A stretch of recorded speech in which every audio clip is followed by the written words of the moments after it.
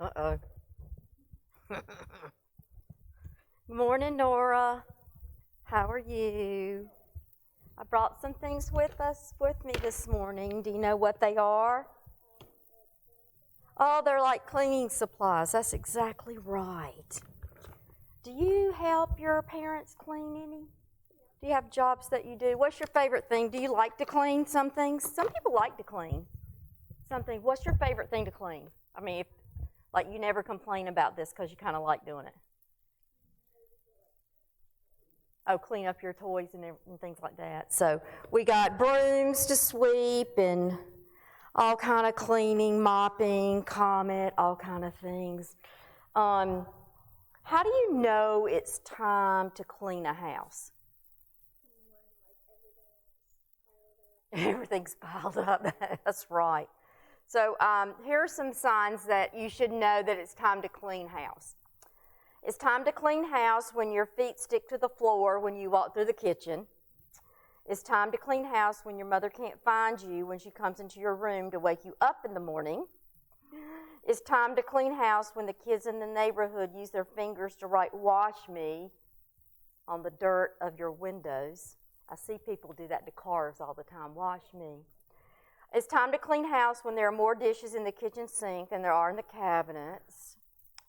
It's time to clean house when you have enough dust bunnies under your bed to start a dust bunny farm. I think you get the idea. Today we're going to talk about a time when Jesus did some house cleaning. It was a time for the annual Passover celebration, so Jesus traveled to Jerusalem. When he went to the temple, which is like the church where they worship God, he could not believe what he saw.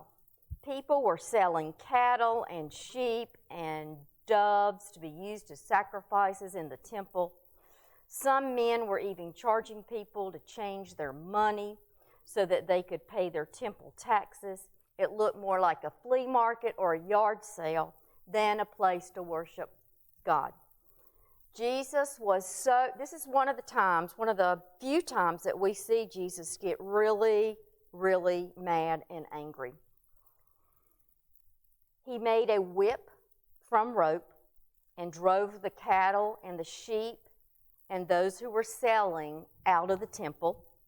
He also just flipped over the money changer's table. To the ones who were selling the doves, he said, "God, get out of here. How dare you turn my Father's house into a market?" Jesus did some very serious house cleaning that day. As we think about Jesus and his cleansing of the temple, we can also remember that there are some other cleanings that need to be done. The Bible tells us that we are a temple of God and that the Spirit of God lives in us. The season of Lent is a good time for us to think about how our hearts might need cleansing. Okay. Can we bow our heads and close our hands for a short prayer? Dear God, help us to remember that we are your temple and that your Spirit lives in us.